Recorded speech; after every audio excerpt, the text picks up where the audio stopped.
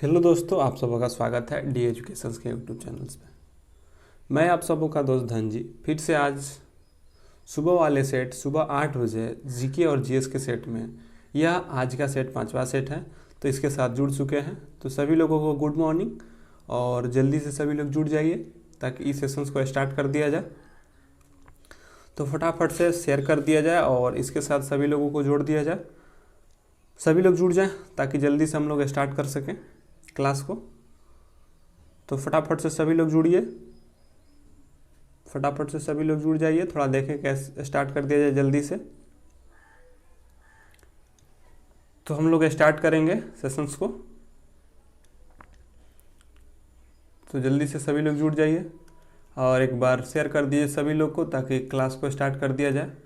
और आपको पता है कि हम लोग सुबह में जीके और जीएस के साथ जुड़ते हैं सुबह 8 बजे, और रात्रि में सुपर 25 के साथ, सुपर 25 जो कि साइंस का सेट होता है, जिसमें आपको फिजिक्स, केमिस्ट्री और बायो का सेट देखने को मिलता है। जबकि सुबह वाले में जीके जीएस होता है, जिसमें कि 30-31 को क्वेश्चन होता है, 30-31 क्वेश्चन होता है, जिसमें से आपको 20 को जीके जीएस देखने को मिलता है और 10 आपका करेंट अफेयर्स होता है इस सेशंस में। तो सुबह में भी जुड़िए और रात में 9 बजे भी जुड़िए, सुबह 8 बजे और रात्रि 9 बजे। तो चलिए स्टार्ट करते हैं आज के सेशंस। आज का सेशंस का पहला सेट का, आज का पहला सेट में कौन कौन से क्वेश्चन बने हैं। 5वां नंबर सेट है आज का पहला क्वेश्चन। बताइए सभी लोग, चैट में आंसर करिएगा सभी लोग कि जन्म 560 ईस्वी पूर्व में हुआ था। जन्म 560 ईसा पूर्व में हुआ था और मृत्यु 480 ईसा पूर्व में हुआ था। ये 80 वर्ष की उम्र में उनकी मृत्यु हो गई थी। किनकी? महावीर की, हर्ष की और बुध की या अशोक की। यहाँ पे करेक्ट कर लीजिएगा, यहाँ पे 563 कर लीजिएगा और यहाँ पे 483।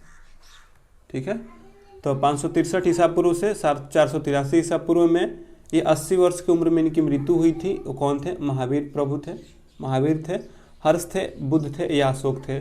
सभी लोग इसका आंसर करेंगे। तो जल्दी से आंसर करिए सभी लोग कि कौन है जिनका जन्म 563 ईसा पूर्व में हुआ और मृत्यु उनकी 483 ईसा पूर्व में हुई थी। और ये लोग, ये जो हैं 80 वर्ष की उम्र में मृत्यु हो गई थी। महावीर हैं, हर्ष है, बुध है या अशोक है? बताइए।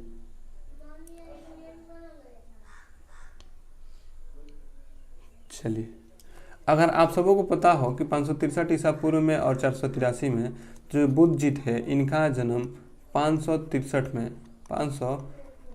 ईसा पूर्व में कहाँ हुआ था? तो लुम्बिनी के नेपाल में हुआ था। लुम्बिनी के नेपाल में हुआ था। जबकि 483 में इनकी मृत्यु कुशीनगर देवरिया उत्तर प्रदेश में हुआ था। कुशीनगर, जो कुशीनगर है, कुशीनगर के यूपी में हुआ था। क्या हुआ था? कुशीनगर के यूपी में हुआ था। तो आपसे पूछता है कि बताइए कि किनका जन्म है जो कि हुआ था 563 में और मृत्यु जो है 483 में हुआ था। तो कहेंगे कि जो महावीर, जो बुद्ध जी थे, उन्हीं का था। अच्छा, अभी कुशीनगर देवरिया से आपको पता है कि जो कुशीनगर देवरिया है, यहाँ से एक महोत्सव आप लोगों को बताए होंगे कि यहाँ पे एक महोत्सव मनाया गया है, जिसको कि किस महोत्सव के नाम से जाना जाता है? तो यहाँ पे है केला महोत्सव। कौन सा? केला महोत्सव, जो कि मनाया जा रहा है कुशीनगर यूपी में। तो मनाया जाएगा, जो अभी केला महोत्सव कहाँ मनाया जाएगा? तो केला महोत्सव कुशीनगर यूपी में, कुशीनगर के यूपी में मनाया जाएगा। तो बुध से आप सबको को पता है कि बुध का जन्म 563 में हुआ था, मृत्यु उनकी 483 में हुई थी। तो ये थे बुध। महावीर आपको पता है जैन धर्म से संबंधित है, और अशोक, हर्ष, सब इत्यादि आगे से आएगा। लोदी वंश के संस्थापक कौन थे? आपको बताना है। इब्राहिम लोदी, अलाउद्दीन लोदी, बहलोल लोदी या सुल्तान इब्राहिम? बताइए कि लोदी वंश के संस्थापक कौन थे? लोदी वंश के संस्थापक कौन थे? इब्राहिम लोदी, बहलोल लोदी? बताइए कि लोदी वंश के संस्थापक कौन थे? आंसर करिए सभी लोग। और भाई मेरे, सुबह सुबह जल्दी जगो और जग के जल्दी जल्दी से सेशन में जुड़ने का प्रयास करिए, ताकि सेशंस के साथ जल्दी जुड़िएगा, अच्छा रहेगा। क्योंकि आपके ग्रुप डी में जीके जीएस के साथ साथ करंट अफेयर्स एंड साइंस के साथ साथ GK GS and current affairs सभी देखने को मिलता है। तो इस बार 1 लाख में से 1 सीट पक्का करना हो तो सुबह जगना होगा और जल्दी से पढ़ने बैठ जाना होगा। लोधी वंश के संस्थापक किसे कहा जाता है, तो आप सबको पता है कि जो लोधी वंश के संस्थापक हैं उन्हें कौन है, तो वे हैं बहलोल लोधी। कौन है? बहलोल लोधी। दिल्ली सल्तनत का जो आखिरी वंश है लोधी वंश है, जिसकी स्थापना बहलोल लोधी ने किया था। दिल्ली सल्तनत में जो राजवंश थे उस राजवंशों में सबसे अंतिम राजवंश जो है लोधी वंश है, जिसकी संस्थापना बहलोल लोधी ने किया था। इस वंश के शासनकाल की अगर बात कहा जाए तो इस वंश के शासनकाल 451 से लेके 1526 तक था। और 1526 के बाद जैसे सल्तनत काल समाप्त हुआ उसके बाद मुगल वंश की स्थापना हो जाती है। मुगल वंश की स्थापना किसके द्वारा की जाती है, तो बाबर के द्वारा की जाती है।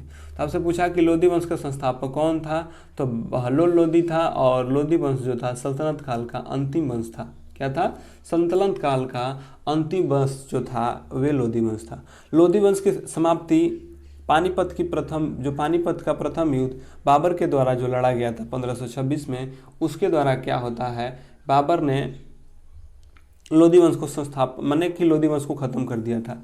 अंतिम शासक जो था इब्राहिम लोधी था, क्योंकि आपको पता है कि पानीपत के प्रथम युद्ध जो 1526 में हुआ था इब्राहिम लोधी और बाबर के बीच हुआ था। इब्राहिम लोधी को बाबर ने हराकर लोधी वंश को समाप्त करके यानी सल्तनत काल के समाप्त करके कौन से वंश की स्थापना की, तो मुगल वंश की स्थापना की थी। ठीक है। अगर इब्राहिम लोधी वंश का अंतिम शासक था, सबको पता है, बाबर ने 1526 में इसको क्या किया, पानीपत के प्रथम युद्ध में जो था उसको हराया। पानीपत पूछता है कि पानीपत कहाँ है, तो सबको पता है पानीपत हरियाणा में है। ठीक है। तो पूछेगा कि दिल्ली सल्तनत का अंत किस वंश से हुआ है, तो लोधी वंश से है। और अंतिम शासक जो था इब्राहिम था लोधी वंश का, जबकि प्रथम संस्थापक जो था लोधी वंश का वे था बहलोल लोधी। तो ये सारे के सारे आपसे क्वेश्चन बन सकते हैं।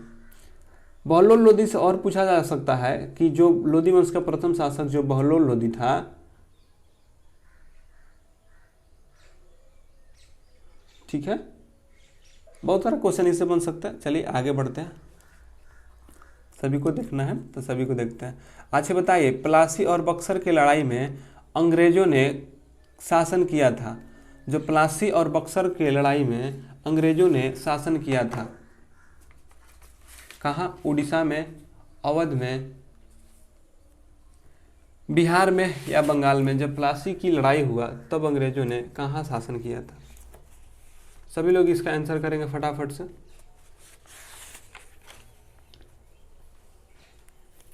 जल्दी से आंसर करिए सभी लोग, तीसरा नंबर का।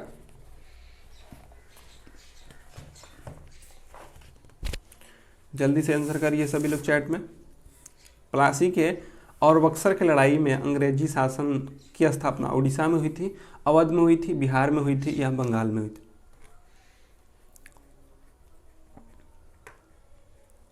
चलिए, अगर प्लासी की अगर बात कहा जाए तो प्लासी और बक्सर की लड़ाई में अंग्रेजों ने कहाँ शासन की थी, तो सुनिए, प्लासी के अगर युद्ध की अगर बात कहा जाए, आंसर इसका लेना चाहें तो ले लीजिए। पहले वो कहाँ किए थे, तो बंगाल में किए थे। अच्छा सुनिए, अगर प्लासी के युद्ध की बात कहा जाए तो सबको पता है कि यह युद्ध जो है 23 जून 1757 को हुआ था। 23 जून 1757 को हुआ था। यह बंगाल के निकट जो नदियाँ, तो जो बंगाल है, बंगाल के नादिया जिले में भागीरथी नदी के किनारे, बंगाल के जो नादिया जिला है, नादिया जिला के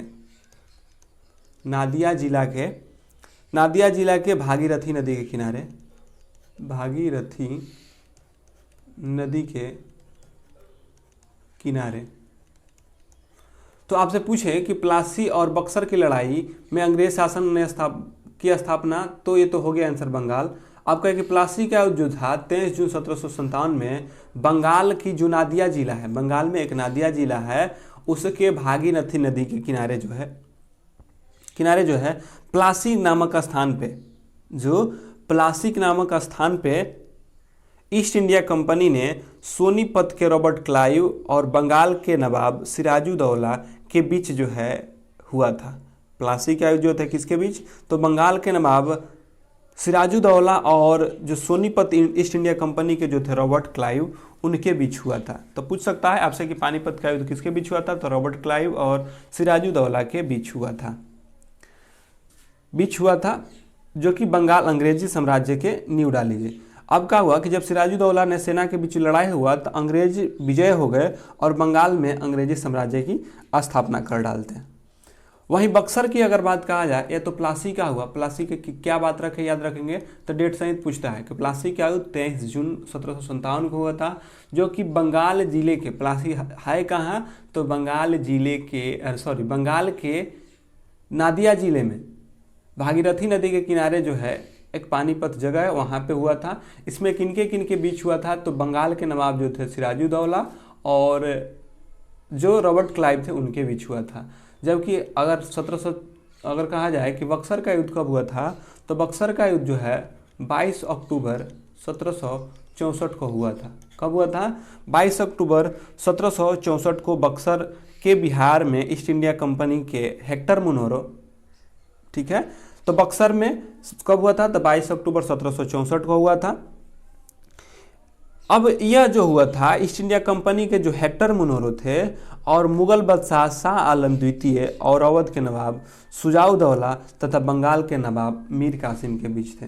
क्योंकि जो 1764 में था, इसमें एक तो बंगाल पूछे कि अंग्रेजी शासन की ओर से कौन थे, तो इसके समय जो बंगाल के थे वे थे हेक्टर मुनरो, जबकि इनके विपरीत में कौन थे?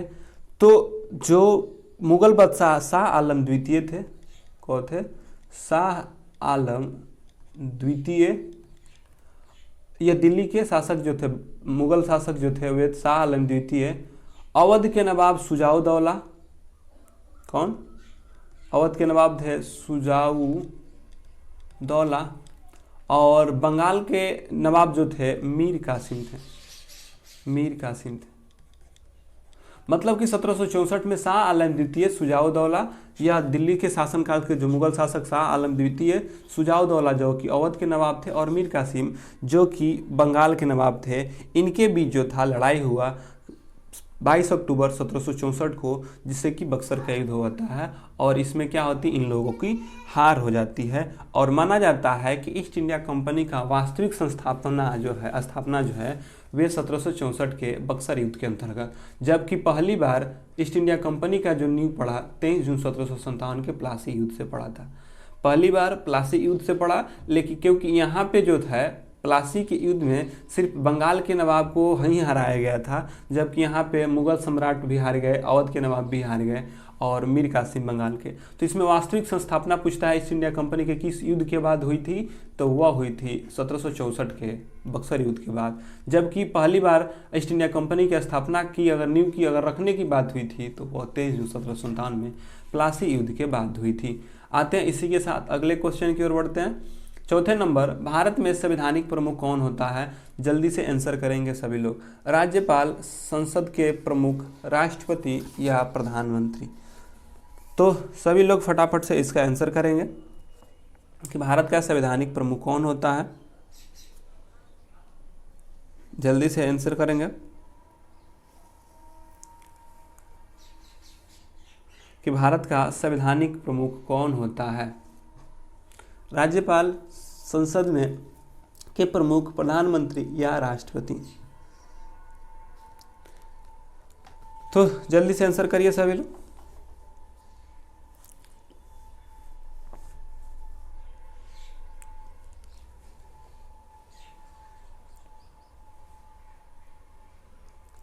चलिए, अगर बात कहा जाए कि भारत का जो संवैधानिक प्रमुख होता है वे होते हैं राष्ट्रपति। कौन होते हैं? भारत का संवैधानिक प्रमुख राष्ट्रपति होते हैं। अब आता है ना कि भारत के संवैधानिक प्रमुख राष्ट्रपति होते हैं, जबकि प्रधानमंत्री की अगर बात कहा जाए तो भारत के संवैधानिक प्रमुख राष्ट्रपति होते हैं, जबकि भारत के प्रधानमंत्री वास्तविक प्रमुख कहे जाते हैं। ये संवैधानिक प्रमुख हैं, जबकि वास्तविक प्रमुख जो होते हैं प्रधानमंत्री। क्योंकि आपको पता होगा कि जो अनुच्छेद 74 का ए है, अनुच्छेद के 74 के ए में आपको कहा गया है, यह कहा गया है कि राष्ट्रपति के सहायता करने के लिए, जो राष्ट्रपति हैं उनके सहायता करने के लिए एक मंत्री परिषद होगी, जिसका प्रमुख जो होता है प्रधानमंत्री होता है। जैसे कि आता है कि कार्यपालिका का प्रधान क्या होता है, राष्ट्रपति, जबकि वास्तविक प्रधान जो होता है प्रधानमंत्री। यानी कि 74 के ए में कहा गया है कि राष्ट्रपति की सहायता के लिए एक मंत्री परिषद होगा और उस मंत्री परिषद का जो हेड होगा वे प्रधानमंत्री होते हैं। तो ये थे, अगर पूछे कि संवैधानिक प्रमुख कौन है तो राष्ट्रपति होते हैं। ये बात आप लोगों याद रख सकते हैं। तो आप इन कुछ बातों को याद रखना होगा कि राष्ट्रपति का क्या होगा, ये होते हैं। अच्छा, आपसे कभी कभी पूछता है ना कि बताइए इनका क्रम क्या है, तो आप लोग याद रख सकेंगे कि कुछ अनुच्छेद इनसे याद रख लेंगे कि राष्ट्रपति से कौन कौन से अनुच्छेद आते हैं। जैसे कि आपको याद रखना है तो होता है पकानी दुओ दशम, मतलब कि आपको राष्ट्रपति का पद, कार्यपालिका का प्रधान, निर्वाचन, दोबारा उसकी क्या प्रक्रिया होगा, उसकी अयोग्यता और योग्यता, किस दशा में चुने जाएंगे, राष्ट्रपति का शपथ और महाभियोग, ये सारे के सारे क्या हैं, आपके क्रम हैं। तो आपसे पूछे कि राष्ट्रपति का पद किस अनुच्छेद के तहत है, तो आप लोगों को बताना है कि राष्ट्रपति का पद किस अनुच्छेद के अंतर्गत होता है। ठीक है, राष्ट्रपति का पद किस अंतर्गत होता है, कार्यपालिका का प्रधान होंगे किस अनुच्छेद के तहत, निर्वाचन होते हैं किस अनुच्छेद के तहत, और दोबारा इनका निर्वाचन और अयोग्यता। आप इन सब को आप कमेंट बॉक्सन में, चैट में नहीं, कमेंट बॉक्सन में सभी का अनुच्छेद का आंसर करेंगे। फिर हम कल के वीडियो में आएंगे तो इसको बताएंगे। चलिए, चुनावी प्रक्रिया में नागरिकता कहता कि चुनावी प्रक्रिया में नागरिकों की बढ़ती भागीदारी के लिए भारत के निर्वाचन आयोग ने पूरे देश में कब 8वां राष्ट्रीय मतदाता दिवस मनाया। मतलब कि आपको मेरा बताना है कि मतदाता दिवस कब मनाया जाता है, 26 जनवरी को, 25 जनवरी को, 28 जनवरी को या 24 जनवरी को। सभी लोग बताएंगे कि राष्ट्रीय मतदाता दिवस कब मनाया जाता है। तो सभी लोग 5वां का आंसर करेंगे कि राष्ट्रीय मतदाता दिवस कब मनाया जाता है। जल्दी से आंसर करेंगे।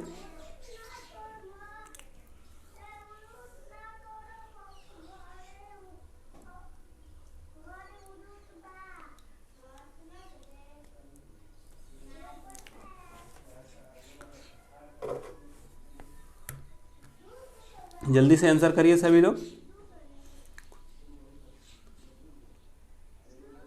चलिए, आप सबों को पता है कि जो राष्ट्रीय मतदाता दिवस है, अगर 8वां राष्ट्रीय मतदाता दिवस, तो छोड़िए 8वां राष्ट्रीय मतदाता दिवस तो ऐसे 25 जनवरी 2019 को हुआ था, लेकिन यह महत्वपूर्ण नहीं है। आपको याद रखना है कि राष्ट्रीय मतदाता दिवस कब से मनाया जा रहा है, तो यह 25 जनवरी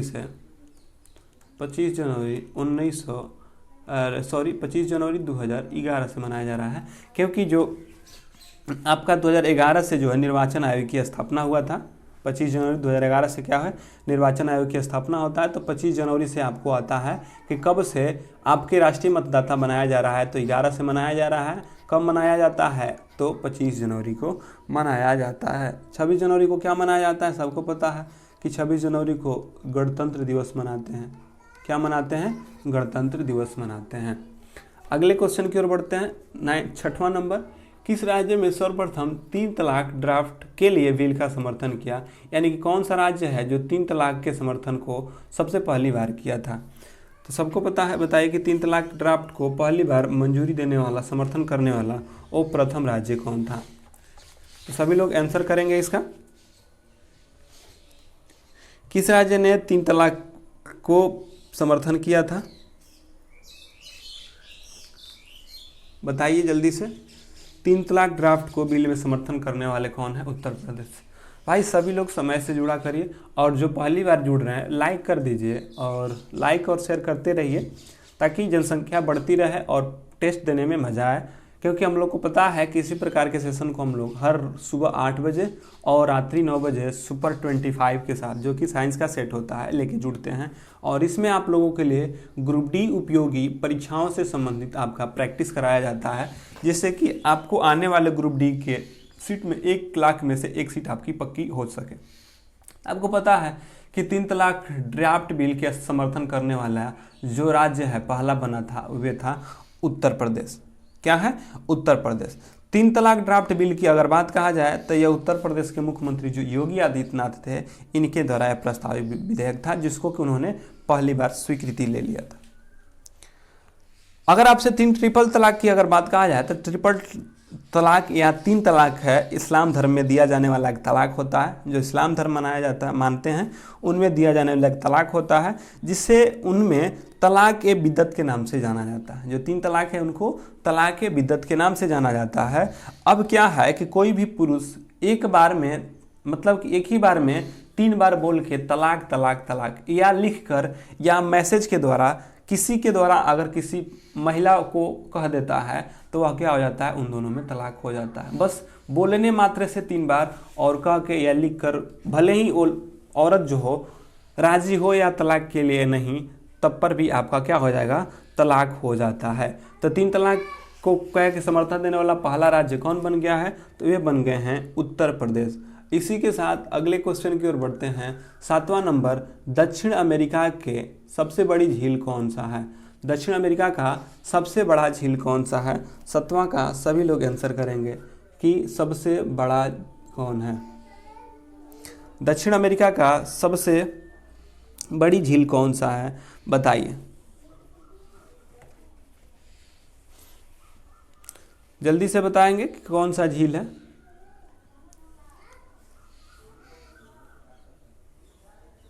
झील पोपो, झील टिटिकाका, झील वेनेसिया, झील जीना। तो जल्दी से आंसर करेंगे सभी लोग चैट में कि दक्षिण अमेरिका में सबसे बड़ी झील कौन से है। झील पोपो, झील टिटिकाका, झील जीन, झील बेलिंसा। तो चलिए, आप सबों को पता है कि दक्षिण अमेरिका की सबसे बड़ी झील जो है झील टिटिकाका है। कौन है? झील टिटिकाका। अब पूछेंगे झील टिटिकाका कहाँ है, तो यह पेरू और बोलीविया के सीमा पर स्थित है। जो पेरू और बोलीविया है उनके सीमा पर स्थित है। यह समुद्र तल से 3812 मीटर ऊंचा है। कितना है? 3812 मीटर जो है ऊंचा है। 3812 मीटर क्या है, ऊंचा है। यह जलीय मात्रा के आधार पर, यह झील दक्षिण अमेरिका की सबसे बड़ी झील होता है और इसे विश्व का सबसे ऊंचा पर स्थित नौकायान झील या नौका का भी पूछता है कि टिटिकाका झील को हनीमून झील भी कहा जाता है, क्योंकि यह सबसे ऊंचा पर झील है और यहाँ पे नौकायान झील के रूप में प्रयोग होता है। तो पूछता है कि हनीमून लेक के रूप में किसे जाना जाता है, तो टिटिकाका के, जो हनीमून लेक है टिटिकाका को, क्योंकि यह जो झील है यहाँ पे नौकायान चल पाता है, तो यह होता है। तो आपसे पूछा है कि बताइए सबसे बड़ा झील दक्षिण अमेरिका का कौन है, तो वे होता है टिटिकाका झील। ठीक है, लेकिन दुनिया के सबसे बड़े ताजे पानी की झील कहा देता तो सुपीरियर झील होता, जो कि यूएसए और कनाडा के सीमा पर स्थित है। ठीक है, अब आते हैं इसी के साथ अगले क्वेश्चन की ओर बढ़ते हैं, 8वें नंबर की ओर। भारत में एक दीवार बनते हैं।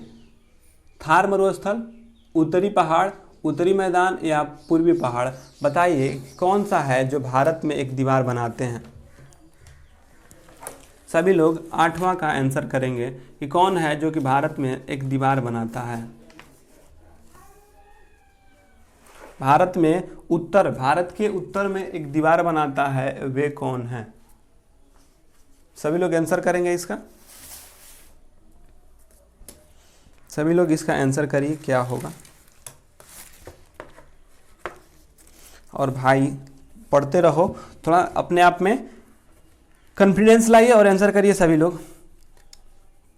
चलिए, अगर 8वें नंबर की अगर बात कहा जाए कि क्या होगा, तो वे होगा क्या होगा, तो जो उत्तरी पहाड़ है भारत के उत्तर में दीवार बनाता है।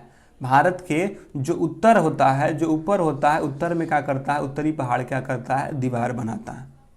उत्तरी पहाड़ भारत के उत्तर में दीवार बनाते हैं। यह पर्वत श्रेणी मुख्य रूप से 3 समानांतर श्रेणी महान हिमालय, मध्य हिमालय और शिवालिक से मिलकर बना होता है। तो जो उत्तरी आपका हिमालय होता है जो ऐसे चलता है, इसको 3 समानांतर श्रेणियों में ऐसे बटा होता है, जो कि आपको भारत के जो उत्तर में होता है दीवार बनता है।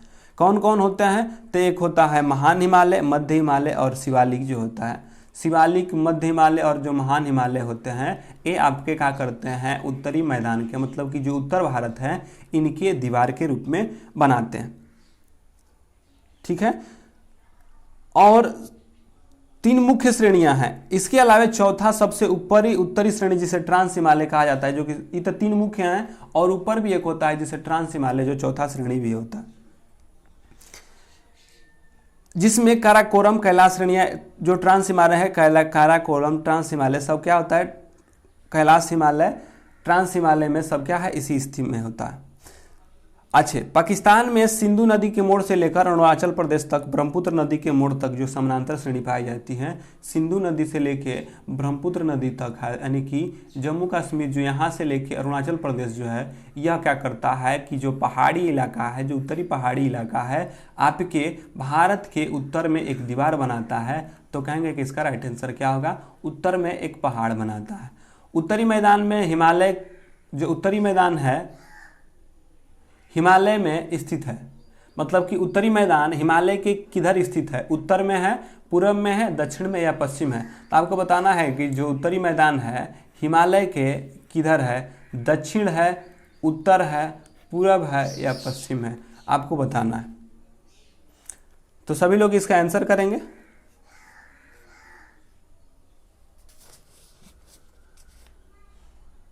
जल्दी से आंसर करेंगे 8वां का, कि जो उत्तरी मैदान है वे है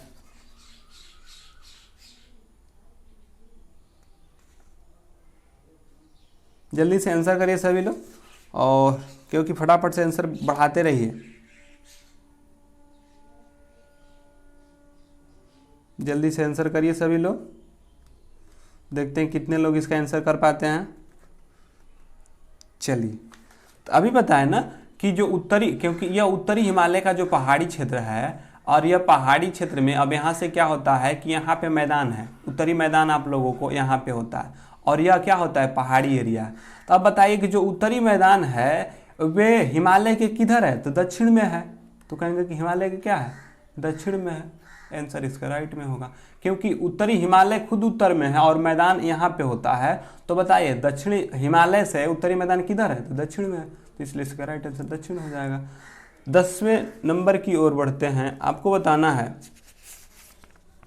जल्दी से बताइए 10वें नंबर को, कि गांधी सागर बांध किस राज्य में स्थित है।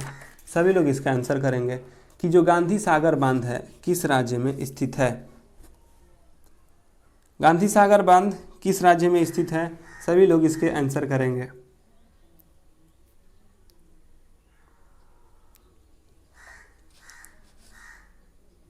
जल्दी से आंसर करिए, गांधी सागर बांध किस राज्य में स्थित है।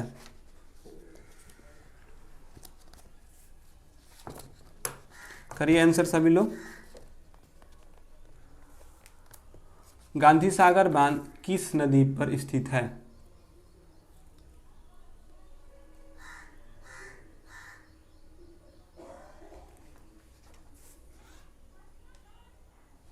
जल्दी से आंसर करिए सभी लोग। गांधी सागर बांध किस नदी पर स्थित है। मध्य प्रदेश में किस राज्य में स्थित है, मध्य प्रदेश में, उत्तर प्रदेश में या पश्चिम बंगाल में। तो जल्दी से आंसर करिए।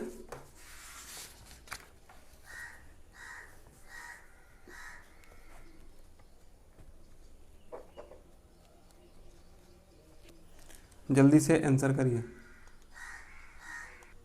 चलिए, आप सबों को पता है कि जो गांधी सागर बांध है, यह गांधी सागर बांध मध्य प्रदेश में स्थित है, क्योंकि जो मंदसौर है, कौन है, जो मंदसौर है, यह मंदसौर के एमपी में स्थित है।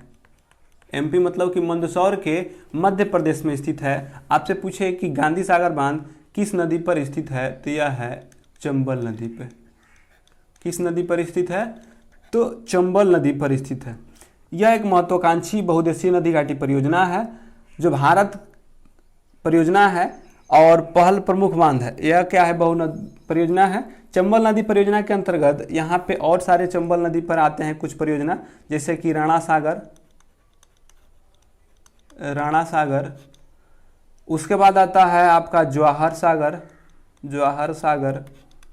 राणा सागर, जवाहर सागर, गांधी सागर बांध, सब सारे के सारे क्या हैं, चंबल नदी पर। और एक यहाँ से और निकलता है जिसको कहते हैं कोटा बैराज। ये सारे के सारे जो हैं आपके चंबल नदी घाटी से निकलते हैं। तीसरा इसका राइट आंसर, या मंदसौर के एमपी में स्थित है, इसलिए इसका राइट आंसर ए हो जाएगा। अगले क्वेश्चन की ओर बढ़ते हैं। 11 नंबर, भारत के भूमध्य रेखा में भारत भूमध्य रेखा से मात्र कितने डिग्री उत्तर में होता है? भूमध्य रेखा यानी विषुवत रेखा से कितने डिग्री है, आपको बताना है कि भूमध्य रेखा से कितने डिग्री उत्तर में स्थित है।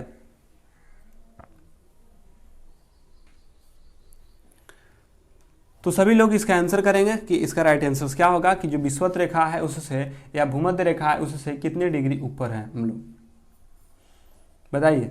6 डिग्री, 10 डिग्री, 7 डिग्री या 8 डिग्री? सभी लोग इसका आंसर करेंगे कि कितने डिग्री हम लोग ऊपर है। तो फटाफट से आंसर करिए सभी लोग,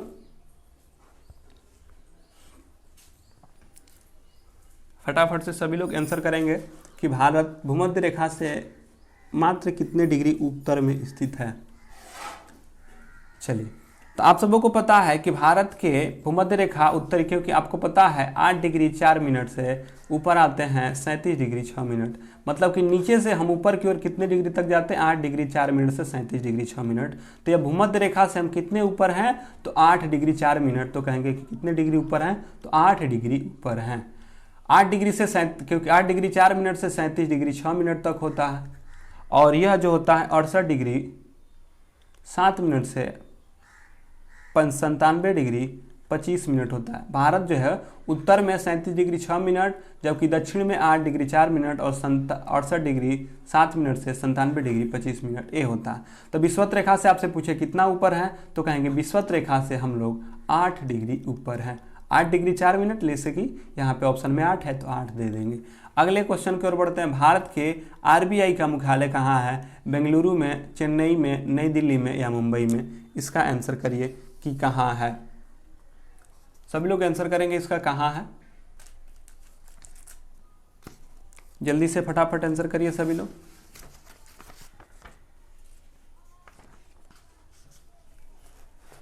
भारत का रिजर्व बैंक का मुख्यालय कहाँ स्थित है? सभी लोग इसका आंसर करेंगे।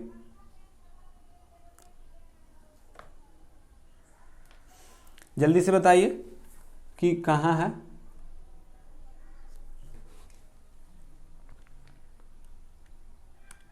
चलिए, तो आप सबों को पता है कि भारतीय रिजर्व बैंक का मुख्यालय कहाँ है, तो सबको पता है कि भारतीय रिजर्व बैंक का मुख्यालय जो है वे मुंबई में स्थित है। रिजर्व बैंक की स्थापना की अगर बात कहा जाए, यानी कि आरबीआई की स्थापना की अगर बात कहा जाए, तो 1 अप्रैल 1935 को किया गया था।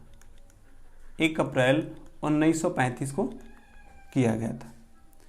अब पूछता है कभी कभी कि किस एक्ट के तहत किया गया था, तो 1934 act, reserve bank of India act 1934। कौन? Reserve bank of India act 1934 के अंतर्गत आरबीआई की स्थापना की जाती है।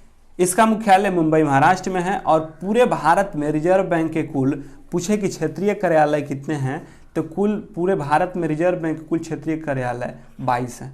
कितने हैं? 22 हैं। तो पूरे भारत में रिजर्व बैंक के कुल 22 क्षेत्रीय कार्यालय हैं, आपको यह ध्यान में रखना होता है। चलिए, तो भारतीय रिजर्व बैंक का मुख्यालय कहाँ है? मुंबई में। इसकी स्थापना 1 अप्रैल 1935 को हुआ था। किस एक्ट के तहत हुआ था? तो reserve bank of India act 1934 के अंतर्गत किया गया था। इसी के साथ अगले क्वेश्चन की ओर बढ़ते हैं। दूसरी पंचवर्षीय योजना की अवधि क्या है? आपको बताना है कि दूसरी पंचवर्षीय योजना का कार्यकाल क्या है। तो जल्दी से आंसर करिए 13 नंबर का, कि दूसरी पंचवर्षीय योजना का कार्यकाल क्या है।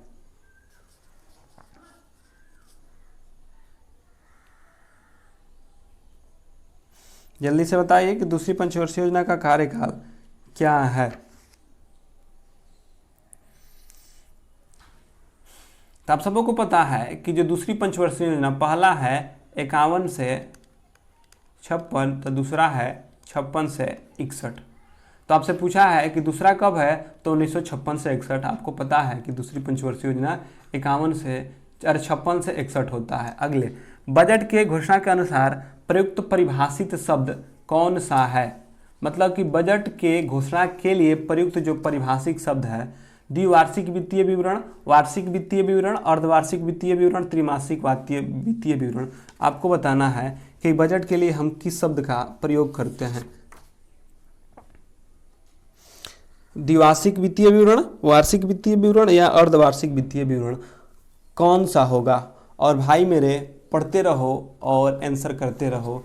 पढ़ेगा तभी तो बढ़ेगा, तो पढ़ते रहो और जुड़ते रहो। समय के साथ जुड़ो सभी लोग, ताकि मजा आए पढ़ने में। चलिए, अगर बजट के घोषणा के अनुसार के लिए प्रयुक्त भाषा शब्द कौन सा होता है, तो सबको पता है कि जो बजट शब्द का वार्षिक वित्तीय विवरण, कहीं आपको संविधान में कहीं भी आपको बजट शब्द देखने को नहीं मिलता है। संविधान में आपका बजट शब्द कहीं देखने को नहीं मिलता है। वहाँ पे जिस शब्द का प्रयोग होता है उसको वार्षिक वित्तीय विवरण के रूप में जाना जाता है। ठीक है, वार्षिक वित्तीय विवरण के रूप में जाना जाता है। बजट शब्द की अगर बात कहा जाए तो बजट शब्द एक फ्रांसीसी शब्द से उत्पन्न हुआ है, जिसका शाब्दिक अर्थ होता है चमड़े का थैला। बजट धन और आय, बजट में क्या होता है कि धन कितने आय हुआ और उससे व्यय की सूची कहा, मतलब कि बजट धन के आय और उसके व्यय की सूची को कहते हैं। स्वतंत्रता के बाद देश का पहला बजट जो था, वित्त मंत्री आर.के. शनमुगम शेट्टी के द्वारा 26 नवंबर 1947 को किया गया था। किसके द्वारा? आर.के. शनमुगम शेट्टी। कौन है? आर.के. शनमुगम शेट्टी के द्वारा। आर.के. शनमुगम शेट्टी के द्वारा 26 नवंबर 1947 को स्वतंत्र भारत का पहला बजट शामिल किया गया था। जबकि सबसे अधिक बार बजट पेश करने के लिए किसको जाना जाता है, तो सर्वाधिक बार, चलिए, तो यह बना कि कब 26 जनवरी 1947 और 26 नवंबर 1947 को पहली बार बजट पेश किसने किया था, तो आर.के. शनमुगम शेट्टी। जबकि बजट शब्द फ्रांसीसी शब्द है, इसका शब्द होता है चमड़े का थैला। और जो है हम क्या कर सकते हैं, और क्या कहता है कि बजट शब्द आप कहीं भी संविधान में ऐसा शब्द का प्रयोग नहीं किया गया, उसके लिए हमें वार्षिक वित्तीय विवरण का मिलता है। तो इसलिए इसका राइट आंसर हो जाए। मोहिनीअट्टम दक्षिण भारत के, विशेष रूप में भारत के किस राज्य की परंपरा, जो पारंपरिक लोक नृत्य है, आपको बताना है कि मोहिनीअट्टम किस राज्य का है। केरल का है, कर्नाटका का है, बताइए, आंध्र प्रदेश का है, किसका है? जल्दी से आंसर करेंगे। 15 नंबर का आंसर करिए सभी लोग। क्या होगा आंसर इसका?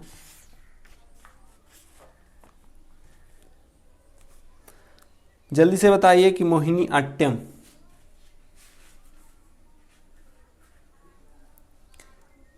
तो सबको पता है कि मोहिनीअट्टम यह है केरल के।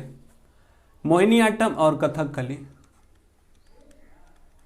ठीक है, मोहिनीअट्टम और कथकली जो है यह क्या है, केरल का। अभी केरल में एक और महोत्सव मनाया जाएगा जो कि 2021 मनाया जाएगा, उसका नाम है ओटुकुल्ला पोंगल। ओटुकुल पोंगल, ऐसे पोंगल तमिलनाडु का है, लेकिन ओटुकुल पोंगल केरल में मनाया जाएगा। तो कथकली केरल, मोहिनीअट्टम केरल, ठीक है। कुचिपुड़ी आंध्र प्रदेश, क्या होगा? कुचिपुड़ी कहाँ मनाया जाएगा? आंध्र प्रदेश में। और आंध्र प्रदेश में एक महोत्सव मनाया जाएगा जिसे कानुम्मा महोत्सव कहा जाएगा। कानुम्मा महोत्सव तो अभी हाल ही में मनाया जाएगा, जो कि आयोजित किया जाएगा। कानुम्मा महोत्सव कहाँ? तो आंध्र प्रदेश में। जबकि अटुकम्मा पोंगल केरल में, कथकली केरल में, मोहिनीअट्टम केरल में, कानुम्मा महोत्सव कहेगा तो आंध्र प्रदेश में, कुचिपुड़ी आंध्र प्रदेश में स्थित है, ठीक है। तमिलनाडु में भारतनाट्यम, क्या होता है?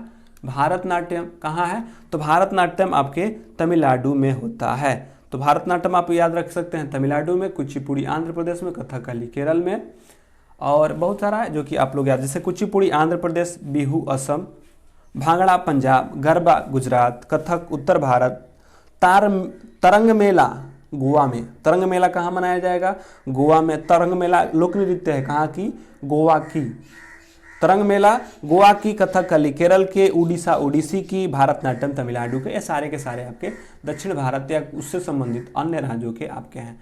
तो कौन से भारत की शहर कढ़ाई कला के लिए, कढ़ाई कला चिकनकारी के लिए प्रसिद्ध है? सब लोग बताएंगे लखनऊ, अहमदाबाद, हैदराबाद, पुरी। कौन सा शहर है जो कि चिकनकारी के लिए क्या है? प्रसिद्ध है। तो जल्दी से आंसर करेंगे सभी लोग। 16 नंबर का आंसर करिए, क्या होगा? सभी लोग आंसर करेंगे 16 का।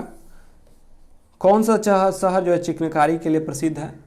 तो अभी कल ही बताए थे आप लोगों के लिए, भारतीय शहर जो कि चिकनकारी के लिए प्रसिद्ध है वे है आपका लखनऊ। जो लखनऊ है यह शहर कढ़ाई कला और चिकनकारी के लिए प्रसिद्ध है। जबकि हैदराबाद की कहा जाए तो हैदराबाद जो है यह निजाम की मोतियों के लिए प्रसिद्ध होता है। क्या होता है? निजाम या मोती शहर के नाम से जाना जाता है। तथा उड़ीसा में स्थित जो पुरी जो उड़ीसा है में पुरी जो है 4 धाम यात्रा, पुरी में 4 पवित्र स्थल एक है तो पुरी है। अहमदाबाद तो आते हैं आगे।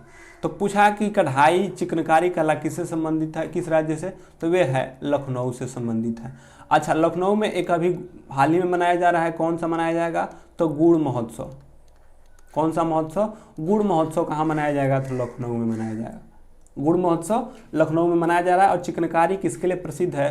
तो वे आपके किसके लिए प्रसिद्ध है? कौन है? तो लखनऊ है। अगले क्वेश्चन की ओर बढ़ते हैं। भारत में किस सुप्रसिद्ध व्यक्ति ने एन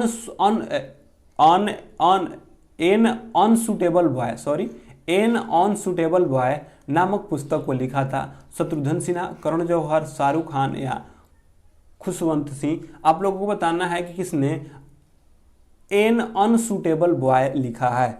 एन अनसुटेबल बॉय किनके द्वारा लिखा गया है? आप लोग बताएंगे कि किन्होंने यह पुस्तक को लिखा है।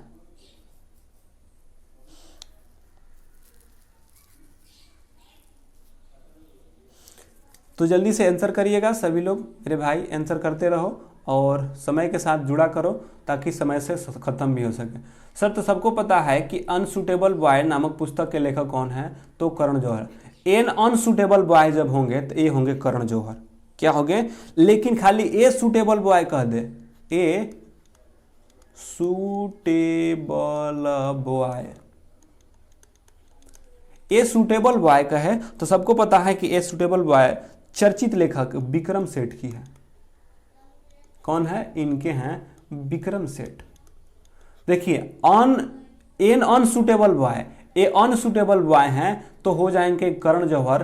करण जौहर आपको पता है कि यह भारतीय फिल्म इंडस्ट्री के एक डायरेक्टर हैं जो कि इनकी आत्मकथा है N unsuitable boy. Karan Johar की क्या है? एक आत्मकथा है जिन्होंने कि अपनी आत्मकथा को लिखा था। तो ए सुटेबल बॉय किसकी है? तो विक्रम सेठ की है। किसकी है? विक्रम सेठ की। अच्छे, खुशवंत सिन्हा की अगर बात कहा जाए तो खुशवंत सिन्हा ने पुस्तक लिखा था train to Pakistan. Train to Pakistan जो कि अंग्रेजी उपन्यासकार है, 1956 में अमेरिका के ग्रेव प्रेस अवार्ड से पुरस्कारित किया गया था। साहब से पूछता है कि ट्रेन टू पाकिस्तान किसके द्वारा लिखा जाता है? तो खुशवंत सिंह के द्वारा लिखा जाता है। जबकि कल जो हम लोगों ने एक आत्मकथा और पढ़ा था, 2 आत्मकथाओं को देखे थे। एक था किसका? तो एन अगेंस्ट कौन था? एक था कि S against odds. S against odds किसकी आत्मकथा थी? सन्या मिर्जा की। द टेस्ट माई लाइफ किसकी थी? तो वे आपके थे युवराज सिंह का था। तो फिर आता अग्नि उड़ान, विंग्स ऑफ फायर, किसके द्वारा? एपीजे अब्दुल कलाम के द्वारा। तो ये सारे के सारे आपके आते हैं। तो चलिए आगे बढ़ते हैं अगले क्वेश्चन की ओर। 18 नंबर, नीचे दिए गए 3 में से किसी प्रकार से आपस में संबंधित एक भिन्न है, बताए चयन करिए। कौन? कथक उत्तर भारत, भांगड़ा पंजाब, गरबा गुजरात और बिहू असम। आपको बताना है कि 3 जो है एक प्रकार से संबंधित है जबकि चौथा जो है एक अलग है। बताइए कि कौन है? 18 का आंसर करिए सभी लोग। अरे हाँ, 18 का सभी लोग आंसर करेंगे। किसका राइट आंसर क्या होगा? तो जल्दी से आंसर करिए 18 का।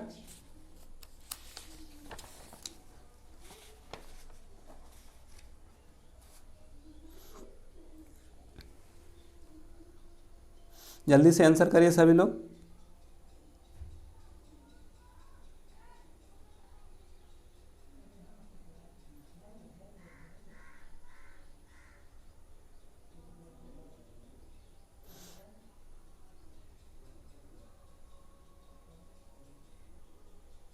चलिए, अगर आपकी बात कहा जाए कि कौन तीन किसी प्रकार से आपस में संबंधित हैं जबकि यह क्या अभिनय, तो जो कथक है, कथक उत्तर भारत की एक शास्त्रीय नृत्य है, जबकि भंगड़ा, गरबा और बिहू ये सारे के सारे क्या है, नृत्य हैं। जबकि कथक क्या है, एक शास्त्रीय नृत्य है, और कथक एक शास्त्रीय नृत्य होने के कारण कथक उत्तर भारत का एक शास्त्रीय नृत्य है, इसलिए इसका आंसर ए हो जाएगा। जबकि भंगड़ा लोक नृत्य है, गरबा भी लोक नृत्य है और बिहू भी लोक नृत्य है, इसलिए इसका राइट आंसर ए हो जाएगा।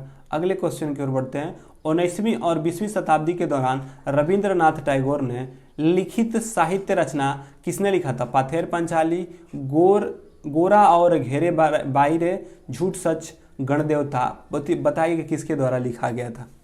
तो मतलब कि रविंद्रनाथ टैगोर के द्वारा कौन सा पुस्तक लिखा गया था, आपको बताना है।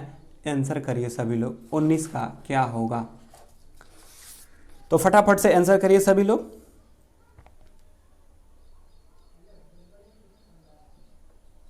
उन्नीसवीं और 20वीं शताब्दी में रविंद्रनाथ टैगोर के द्वारा जो लिखित साहित्य का नाम क्या है? सभी लोग आंसर करेंगे।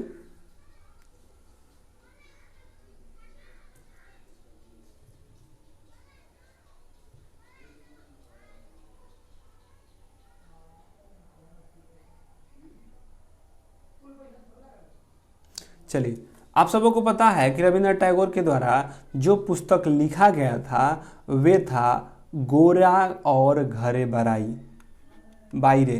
तो गोरा और घरे बाइरे जो है रविंद्रनाथ टैगोर के द्वारा लिखा गया था। अच्छा, रविंद्रनाथ टैगोर की अगर बात कहा जाए, जिन्हें गुरुदेव के नाम से भी जाना जाता है, इन्हें 1913 में एशिया का नोबेल, मतलब कि इनको नोबेल पुरस्कार मिला था। नोबेल पुरस्कार मिला था। नोबेल पुरस्कार 1913 में मिला था। किसके लिए मिला था? तो इनकी पुस्तक जो गीतांजलि है, गीतांजलि के लिए इनको मिला था। तो गीतांजलि के लिए नोबेल पुरस्कार 1913 में नवाजा गया था और यह एशिया के प्रथम नोबेल पुरस्कार से सम्मानित होने वाले प्रथम व्यक्ति थे जो रविंद्रनाथ टैगोर थे। एशिया के प्रथम व्यक्ति जो थे, भारत को तो थे ही, उसके साथ साथ एशिया के प्रथम व्यक्ति थे जिन्हें सर्वप्रथम नोबेल पुरस्कार 1913 में इनको किसके लिए मिला था? तो गीतांजलि के लिए मिला था, गीतांजलि पुस्तक। तो इनका कुछ पुस्तक है, जैसे कि गीतांजलि इन्हीं का पुस्तक है। पोस्टर मास्टर भी इन्हीं का पुस्तक है। गोर तथा घर और बाहर आदि सारे के सारे जो हैं, ये सारे के रविंद्रनाथ टैगोर के द्वारा लिखा गया है। तो ये सारे के सारे पुस्तक किसके हैं? तो इन्हीं के हैं। तो इसका राइट आंसर क्या हो जाएगा कि गोर और घरे बाहर, यह इनकी पुस्तक है। इसी के साथ अब बढ़ते हम लोग 20वें नंबर की ओर। यह रहा आपका करंट। विश्व आर्द्र भूमि दिवस बताएं कि वर्ल्ड वाटर लैंड किस दिन मनाया जाता है? 10 जनवरी को, 5 मार्च को, 12 मार्च को या 2 फरवरी को? आपको बताना है आर्द्र भूमि दिवस कब मनाया जाता है। आर्द्र भूमि दिवस कब मनाया जाता है? सभी लोग इसका आंसर करेंगे। इसका आंसर करेंगे सभी लोग कि कब मनाया जाता है। जल्दी से आंसर करेंगे कि कब मनाया जाता है। 10 जनवरी को, 5 मार्च को? जल्दी से आंसर करिए। चलिए, 19 की अगर बात कहा जाए तो सबको पता है कि यह कब मनाया जाता है। तो 2 फरवरी से जो वर्ल्ड वाटर लैंड डे है मनाया जाता है, यानी विश्व आर्द्र भूमि दिवस मनाया जाता है। अच्छा, आर्द्र भूमि के लिए सम्मेलन जो हुआ था, आर्द्र भूमि सम्मेलन कहाँ हुआ था? तो जो ईरान है, ईरान के रामसार में, ईरान के रामसार में हुआ था। कब हुआ था? 1971 में होता है और यह प्रभावी 1975 से हो जाता है। यानी कि आर्द्र भूमि दिवस जो है, यानी कि उसके लिए आर्द्र भूमियों के लिए 1971 में सम्मेलन होता है और 1975 में क्या हो जाता है? यह प्रभावी रूप से लागू हो जाता है। तो आपसे कुछ क्वेश्चन बनता है, तो कभी आएगा तो इसको डिस्कस अच्छे से कर देंगे। आगे बढ़ते हैं। केंद्रीय मंत्री किरण रिजिजू ने गणतंत्र दिवस के परेड में किस राज्य के झांकी को प्रथम पुरस्कार मिला था? आप लोगों को बताना है कि किस राज्य का पुरस्कार है जिनको कि प्रथम स्थान मिला था झांकी में। उत्तर प्रदेश को, गुजरात को, कर्नाटक को या तमिलनाडु को? आपको बताना है कि किस राज्य को किस राज्य के झांकी को परेड में आपका प्रथम स्थान मिला था? इसका आंसर करेंगे सभी लोग 21 नंबर का। जल्दी से 21 नंबर का आंसर करिए, क्या होगा?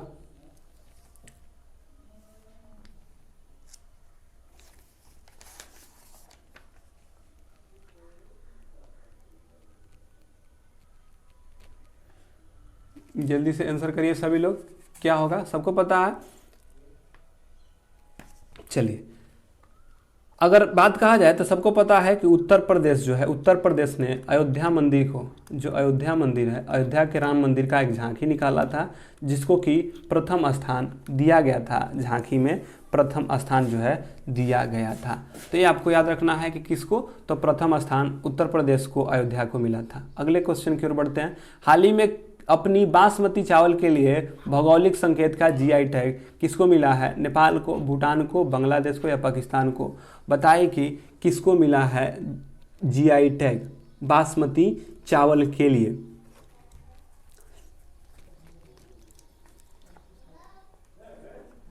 जल्दी से आंसर करेंगे कि बासमती चावल के लिए भौगोलिक संकेत का जीआई टैग प्राप्त किया है। नेपाल मिला है, नेपाल को, भूटान को, बांग्लादेश को या पाकिस्तान को? सभी लोग इसका आंसर करेंगे।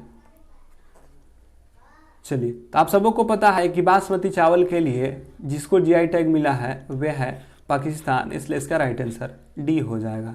अगले क्वेश्चन की ओर बढ़ते हैं। जापान के पूर्व प्रधानमंत्री भारत सरकार द्वारा दूसरा सर्वोच्च नागरिक पुरस्कार पद्म विभूषण से सम्मानित किया गया है। कौन है जापान के प्रधानमंत्री जिनको कि भारत का दूसरा सर्वोच्च सम्मान पद्म विभूषण से सम्मानित किया गया है? एसिहिको नादो, एसिहिको सुगा, शिंजो आबे या यासुको एकिहितो सोमाय? नाम वही सबका गजब गजब है यार। जल्दी से आंसर करिए सभी लोग। 23 का आंसर क्या होगा? 23 नंबर का कमेंट में आंसर करिए सभी लोग, क्या होगा?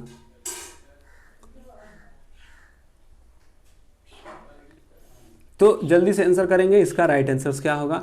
तो आप सबों को पता है कि जापान के पूर्व प्रधानमंत्री भारत सरकार द्वारा दूसरा सर्वोच्च नागरिक पुरस्कार पद्म विभूषण से किसे सम्मानित किया गया है? तो पद्म विभूषण से सम्मानित जो किया गया है, ये 3 दिनों से लगातार क्वेश्चन लेके आ रहे हैं, शिंजो आबे।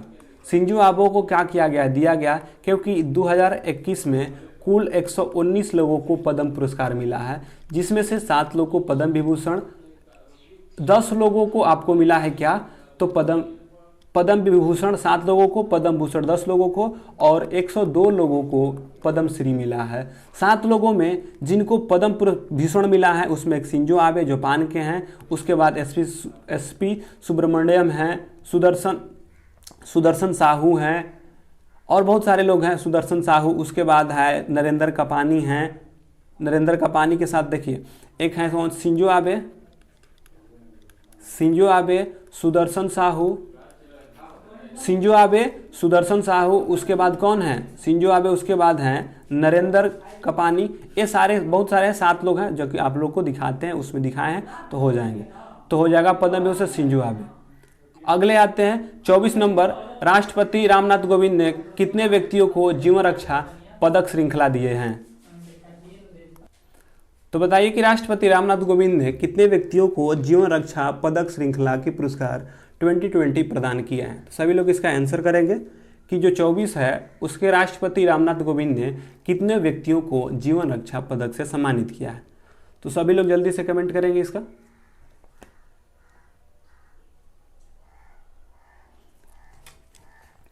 चलिए, अगर इसकी बात कहा जाए कि कितने लोगों को जीवन रक्षा पदक जो मेडल मिला है, तो आप सबों को पता है कि जो इसका राइट आंसर होगा वे हो जाएगा 40 लोगों को। जो 40 लोग हैं, 40 लोगों को जीवन रक्षा पदक श्रृंखला से पुरस्कारित किया गया है, यानी कि इनको प्रदान किया गया है 40 लोगों को। तो 40 लोग को कितना मिला है, तो पूछेगा कि जीवन रक्षा पदक श्रृंखला कितने लोगों को मिला है, तो 40 लोगों को मिला है। इसी के साथ अगले क्वेश्चन की ओर बढ़ते हैं। अंतर्राष्ट्रीय शिक्षा दिवस किस दिन मनाया जाता है? सभी लोग बताएंगे कि जो अंतर्राष्ट्रीय शिक्षा दिवस है कब मनाया जाता है? 10 जनवरी, 15 मार्च, 24 जनवरी या 12 अगस्त? जल्दी से इसका आंसर करेंगे कि कब मनाया जाता है।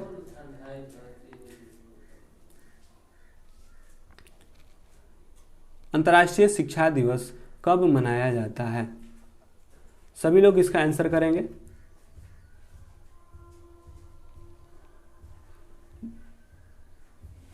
जल्दी से आंसर करिए सभी लोग।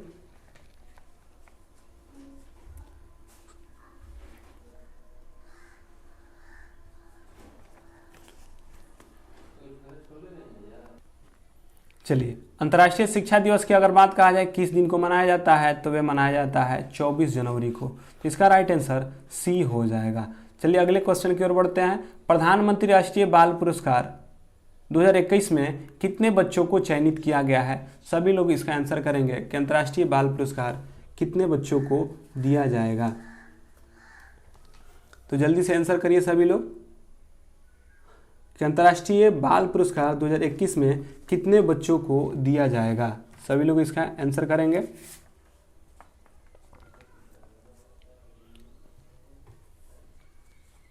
चलिए, तो अंतर्राष्ट्रीय बाल पुरस्कार 2021 की अगर बात कहा जाए तो यह 32 लोगों को दिया जाएगा। कितने बच्चों को दिया जाएगा? 32 बच्चों को दिया जाएगा। अगले क्वेश्चन की ओर बढ़ते हैं। किस राज्य ने हाल ही में पंख योजना को लॉन्च किया है? जो पंख योजना है इसको लॉन्च करने वाला कौन सा राज्य है? तो बताइए कि पंख योजना को लॉन्च करने वाला कौन सा राज्य है? 27 का आंसर करिए सभी लोग कि पंख योजना को लॉन्च किया है किस राज्य ने। तो सबको पता है कि किस राज्य सरकार ने हाल ही में पंख योजना लॉन्च किया है, तो मध्य प्रदेश सरकार के द्वारा योजना लॉन्च किया गया है। अगले क्वेश्चन की ओर बढ़ते हैं। 28 नंबर, किस ट्रेन का नाम बदलकर नेताजी एक्सप्रेस कर दिया गया है? मतलब कि उसका नाम बदलकर नेताजी एक्सप्रेस कर दिया है। तो सभी लोग बताएंगे कि किस ट्रेन का नाम बदलकर नेताजी एक्सप्रेस कर दिया है। 28 का आंसर करेंगे कि किसका नाम बदलकर नेताजी एक्सप्रेस कर दिया है। जल्दी से आंसर करेंगे इसका। तो अगर कहे कि किस ट्रेन का नाम बदलकर नेताजी एक्सप्रेस कर दिया है, तो जो हावड़ा कालका मेल है उसका नाम बदलकर नेताजी एक्सप्रेस कर दिया गया है। तो इसका राइट आंसर बी हो जाएगा। 29 नंबर की ओर आते हैं। गणतंत्र दिवस के परेड पर फाइटर प्लेन उड़ाने वाली पहली महिला फाइटर निम्न में से कौन बना है? मोहना सिंह, शिवांगी सिंह, भावना कंटा या अवनी चतुर्वेदी। बताइए कि कौन है? इसका राइट आंसर क्या होगा? सभी लोग 29 नंबर का आंसर करेंगे। चलिए, अगर इसकी बात कहा जाए कि गणतंत्र दिवस के परेड पर फाइटर प्लेन उड़ाने वाली पहली महिला जो फाइटर बन गई हैं वे हो गई हैं भावना कंठा। तो ये आपके आज के क्वेश्चन थे, यह आज का लास्ट क्वेश्चन था। तो आज हमने देखा सेट नंबर 5वें को, जिसमें कि 29 क्वेश्चन थे कुल। हम लोग फिर कल अब रात्रि 9 बजे मिलेंगे सुपर 25 के साथ, जो कि साइंस का सेशन होता है, तो उसमें जुड़ना ना भूलिए। तो चलिए, इसी के साथ जो पहली बार आए हैं वे लाइक शेयर करके और सब्सक्राइब भी कर लेंगे, क्योंकि 1000 से आप लोगों को टारगेट है 1000 वाले फैमिली बनाने का। तो आप लोग भी अपने टारगेट को अचीव करिए ताकि हम लोग भी आगे बढ़ सके। तो चलिए, इसी के साथ बाय बाय। फिर मिलते हैं रात्रि 9 बजे।